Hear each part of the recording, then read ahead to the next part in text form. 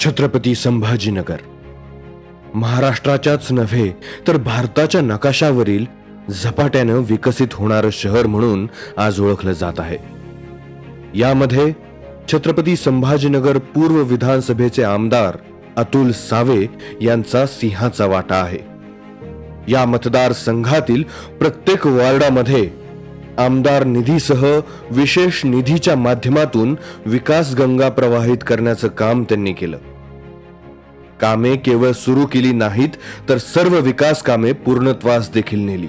यापैकीच एक महत्वाचा वॉर्ड म्हणून गजानन नगर वॉर्ड क्रमांक 94चा उल्लेख करता येईल. प्रामुख्याने गजानन नगर वॉर्ड मध्ये अंतर्गत रस्त्यांचे सिमेंट कॉन्क्रिटीकरण मोठ्या प्रमाणात करण्यात आले आहे.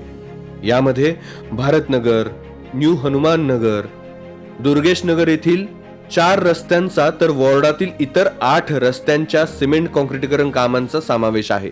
या व्यतिरिक्त गजानन नगर मळा येथे विविध ठिकाणी सिमेंट कॉन्क्रिटीकरण करणे आणि स्वामी समर्थ नगर येथे ड्रेनेज लाईन व सिमेंट कॉन्क्रिटीकरण करणे इत्यादी कामे पूर्णत्वास गेली असून त्यासाठी 80 लाखांचा निधी खर्च करण्यात आला आहे. या व्यतिरिक्त गजानन नगर वॉर्डामध्ये 7 लाख रुपयांच्या निधीतून 2 ड्रेनेज लाईनचे काम मार्गी लागले आहे. तसेच वॉर्डात इतर ठिकाणी देखील 42 लाख रुपयांच्या निधीतून ड्रेनेज लाईनचे व सिमेंट कॉन्क्रिटीकरणाचे काम पूर्णत्वास नेण्यात आले आहे.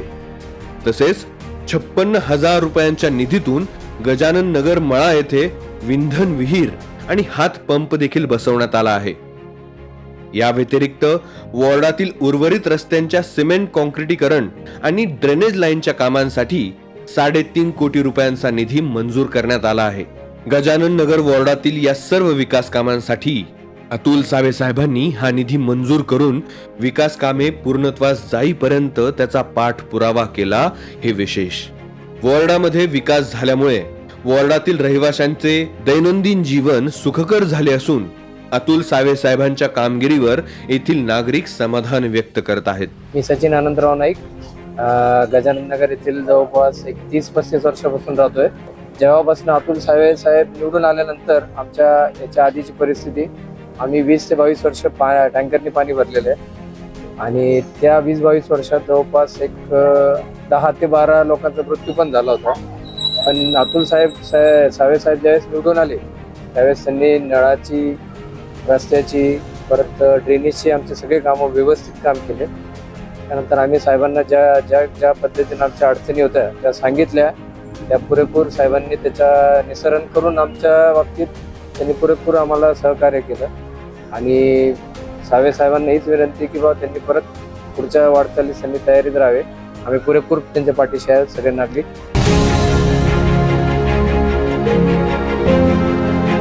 शांत, संयमी, मनमिळावू तसेच प्रामाणिक काम आणि विकासावर ठाम असणारे आपले लोकप्रतिनिधी अतुल सावे साहेबांना नागरिकांची साथ आणि आशीर्वाद यापुढे देखील कायम राहतील हा विश्वास आहे.